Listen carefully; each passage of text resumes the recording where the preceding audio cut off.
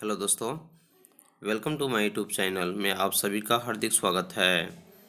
आज मैं एनसीईआरटी कक्षा 6 क्लास के अध्याय 6 पृथ्वी के प्रमुख स्थल रूप के सभी लाइन बाय लाइन जितने भी टॉपिक दिए गए हैं उनको बताने जा रहा हूं, जो कि खासकर यूपीएससी, बीपीएससी, जेपीएससी के साथ साथ सभी राज्य स्तरीय पीसीएस परीक्षा अर्थात जितने भी अगर आप परीक्षा की तैयारी कर रहे हैं उस तैयारी के लिए आपको सबसे ज़्यादा ज़रूरी है तो एनसीईआरटी की बुक जो है वह पढ़ना काफ़ी ज़रूरी है और यह सभी प्रतियोगी परीक्षाओं के लिए काफ़ी महत्वपूर्ण माना जाता है। अगर आप मेरे चैनल पर नए हैं तो सब्सक्राइब कर लें और बेल आइकन दबा दें ताकि सभी नोटिफिकेशन आपको मिलता रहे और वीडियो को लाइक, शेयर, कमेंट और सब्सक्राइब चैनल को ज़रूर करें। तो चलिए आज का जो टॉपिक है यह अध्याय संख्या 6 जैसे पृथ्वी के प्रमुख स्थल रूप। तो हम जानते हैं कि इसमें कुछ तथ्य दिए गए हैं, जैसे पहाड़ी यानी कि वह स्थलीय भाग जो कि आसपास की भूमि से उठी होती है उसे हम पहाड़ी कहते हैं और यह 600 मीटर से अधिक ऊंचाई एवं खड़ी ढाल वाली पहाड़ी को पर्वत कहा जाता है। 8000 मीटर से ऊंचे कुछ पर्वतों के नाम बताएं। तो जैसे हम जानते हैं कि इसमें टॉपिक जो दिया गया है इसमें आपने इसमें कुछ स्थल रूपों को जरूर देखा होगा जो कि चित्र 6.1 में दिखाए गए हैं। आप देखेंगे कि पृथ्वी की सतह सभी जगह एक समान नहीं होती है, क्योंकि पृथ्वी की जो सतह होती है वह सभी एक समान नहीं होने का मुख्य कारण है कि यहाँ की जो भूमि है वह एक समान नहीं है। कहीं स्थल है तो कहीं जल है, जिसकी वजह से कहीं पत्थर है, पहाड़ है, पर्वत है और यही कारण है कि हमारे पृथ्वी के यानी कि स्थल रूप जो है वह एक समान नहीं है। तो आप देखेंगे कि पृथ्वी की सतह सभी जगह एक समान नहीं है। तो पृथ्वी पर अनगिनत प्रकार के स्थल रूप हैं, यानी कि अनगिनत यानी कि बहुत सारे प्रकार के इस पृथ्वी पर स्थल हैं। तो स्थल मंडल के कुछ भाग ऊंचे नीचे तथा कुछ भाग समतल होते हैं। यह स्थल रूप दो प्रक्रियाओं के परिणाम स्वरूप से बनते हैं। स्थल रूप जो है वह दो प्रक्रियाओं के परिणाम स्वरूप बनते हैं। आपको यह जानकर आश्चर्य होगा कि मैदान यानी कि जिसको हम अंग्रेजी में फील्ड कहते हैं, जिस पर आप खड़े होते हैं, उसमें धीरे धीरे गति हो रही है। तो पृथ्वी के अंदर लगातार गति हो रही है और प्रथम या आंतरिक प्रक्रिया के कारण बहुत से स्थानों पर पृथ्वी की सतह कहीं ऊपर उठ जाती है तो कहीं नीचे धंस जाती है। तो दूसरी यह बाह्य प्रक्रिया स्थल के लगातार बनने एवं टूटने की प्रक्रिया है। तो पृथ्वी की सतह के टूटकर घिस जाने को अपर्दन कहते हैं। प्रश्न है, अपर्दन किसे कहते हैं?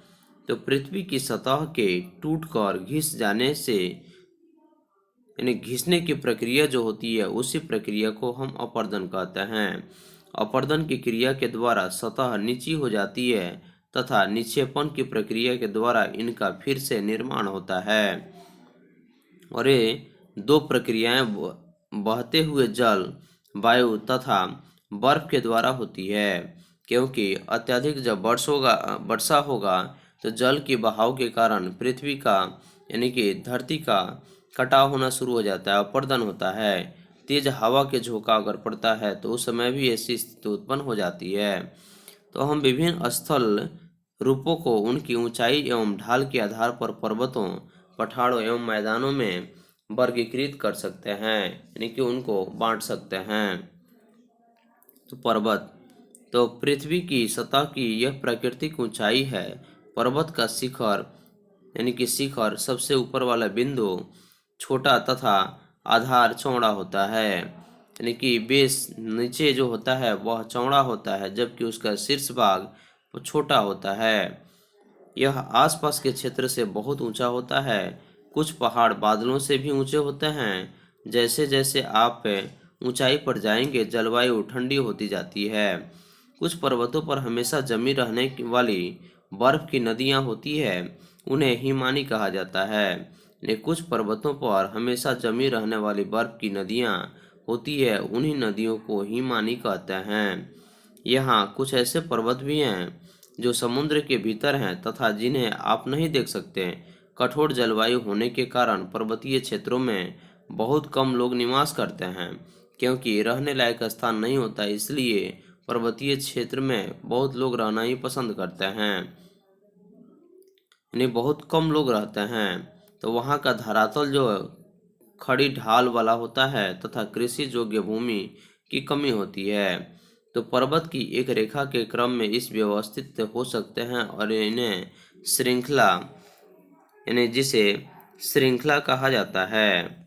बहुत से पर्वतीय तंत्र समानांतर श्रृंखलाओं के क्रम में होते हैं जो सैकड़ों किलोमीटर में फैले होते हैं। हिमालय, आल्प्स तथा एंडीज क्रमशः एशिया, यूरोप, यानी कि हिमालय, आल्प्स तथा एंडीज क्रमशः एशिया, यूरोप तथा दक्षिण अमेरिका की पर्वत श्रृंखलाएं हैं। पर्वतों की ऊंचाई एवं आकार में भिन्नता होती है। तो पर्वत 3 प्रकार का होता है। प्रश्न है, पर्वत कितने प्रकार का होता है? पर्वत 3 प्रकार का होता है: वलित पर्वत, भ्रंशोत्व पर्वत तथा ज्वालामुखी पर्वत। हिमालय तथा आल्प्स वलित पर्वत है जिसकी सतह उबड़ खाबड़ तथा शिखर शंक्वाकार है। भारत की अरावली श्रृंखला विश्व की सबसे पुरानी वलित श्रृंखला पर्वत है। अपरदन की प्रक्रिया के कारण यह श्रृंखला घिस गई है। उत्तरी अमेरिका के अल्पेशियन तथा रूस के यूरल पर्वत गोलाकार दिखाई देते हैं एवं इनकी ऊंचाई कम है। ये बहुत पुराने वलित पर्वत हैं। जब बहुत बड़ा भाग टूट जाता है तथा ऊर्ध्वाधर रूप से विस्थापित हो जाता है तथा भ्रंशोत्व पर्वत का निर्माण होता है, तो ऊपर उठे हुए खंड को उत्तराखंड यानी कि उत्खंड यानी कि हार्ट्स तथा नीचे धंसे हुए खंडों को द्रोणिका, भ्रंश यानी कि ग्राबेन कहा जाता है। यूरोप की राइन घाटी तथा वास्जेस पर्वत इस तरह के पर्वत तंत्र के उदाहरण हैं। एटलस में दिए गए विश्व मानचित्र से उनकी स्थिति को देखिए तथा इस प्रकार की आकृतियों के कुछ और उदाहरणों का पता लगाइए। तो ज्वालामुखी पर्वत ज्वालामुखी क्रियाओं के कारण बनता है।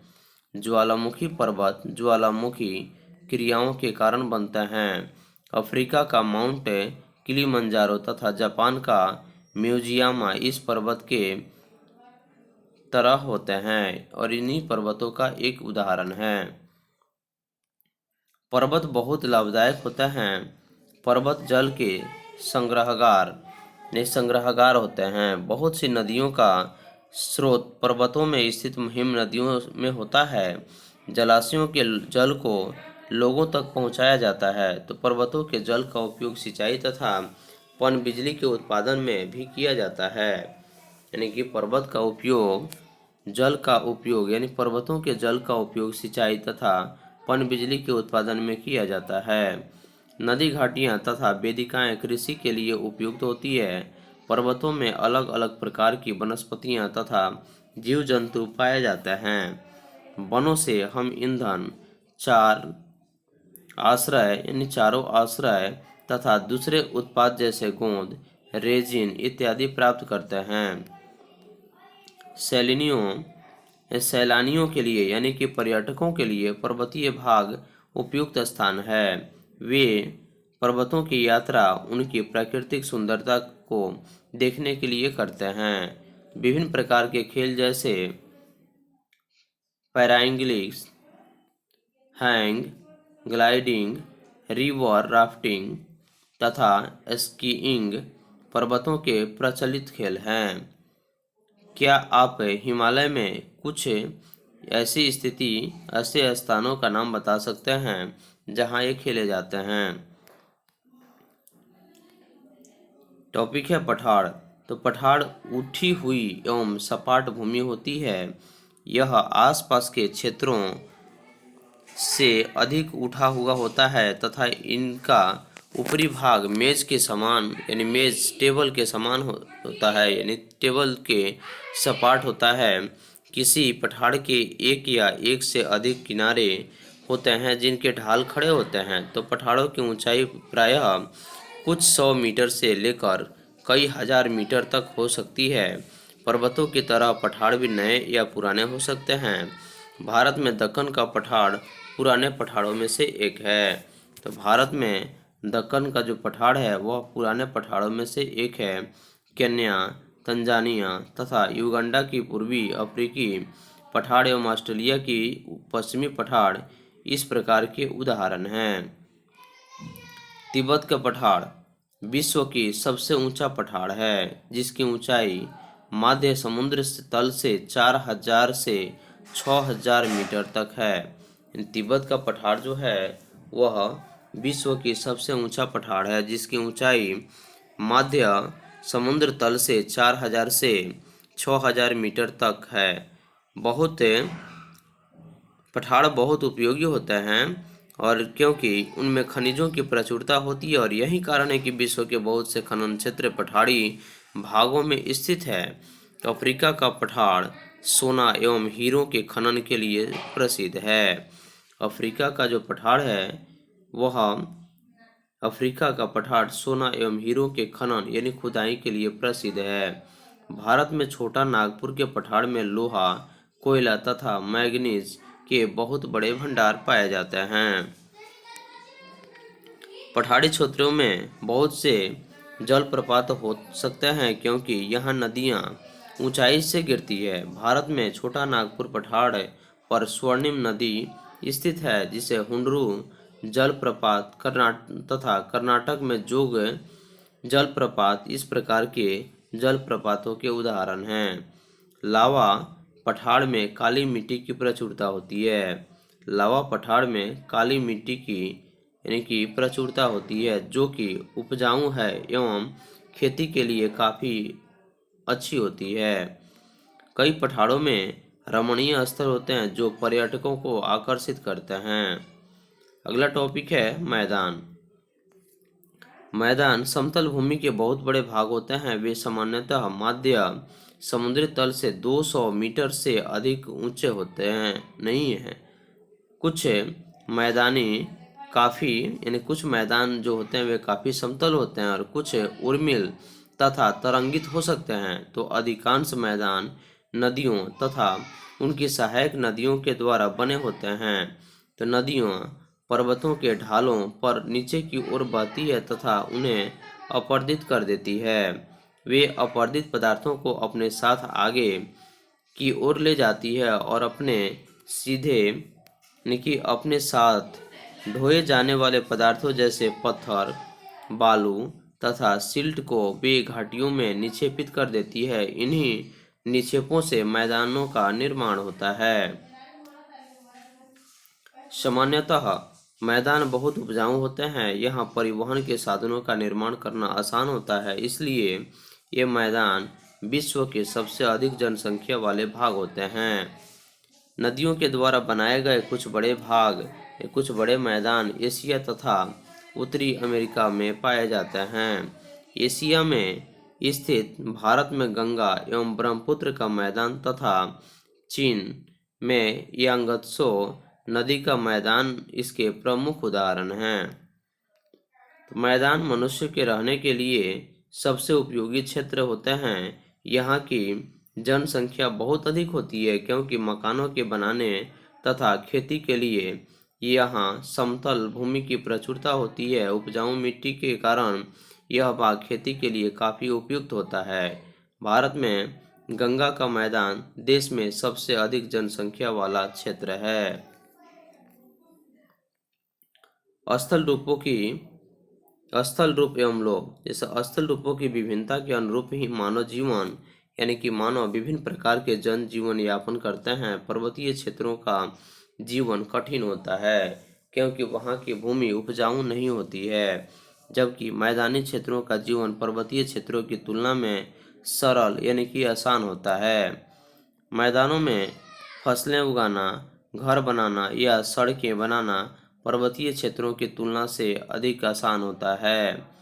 तो विभिन्न प्रकार के स्थल रूपों पर रहने वाले लोगों के रहन सहन के तरीकों में कुछ अंतर होता है। क्या आप उनमें से कुछ अंतरों को बता सकते हैं? कभी कभी प्राकृतिक आपदाएं जैसे भूकंप, ज्वालामुखी, उद्गार, तूफान या बाढ़ बहुत विनाश कर देते हैं। इन आकस्मिक घटनाओं के बारे में जागरूकता पैदा करके हम इनमें आने वाले खतरों को कम कर सकते हैं। हम कितने तरीकों से जल एवं स्थल को उपयोग में ला सकते हैं, इसका पता हम अपने आसपास के क्षेत्रों से लगा सकते हैं। प्रायः हम स्थल का उपयोग गलत तरीके से करते हैं, जैसे उपजाऊ भूमि पर मकानों का निर्माण करना। इसी प्रकार हम लोग कूड़ा किसी भी भूमि पर या पानी में फेंक देते हैं, जो कि उन्हें गंदा कर देते हैं और हमें प्रकृति के इस महत्वपूर्ण वरदान का उपयोग इस प्रकार नहीं करना चाहिए। उपलब्ध भूमि उपलब्ध भूमि केवल हमारे ही उपयोग के लिए नहीं है। यह हमारा कर्तव्य है कि हम आगे आने वाली पीढ़ियों के लिए सुरक्षित पृथ्वी को रखें।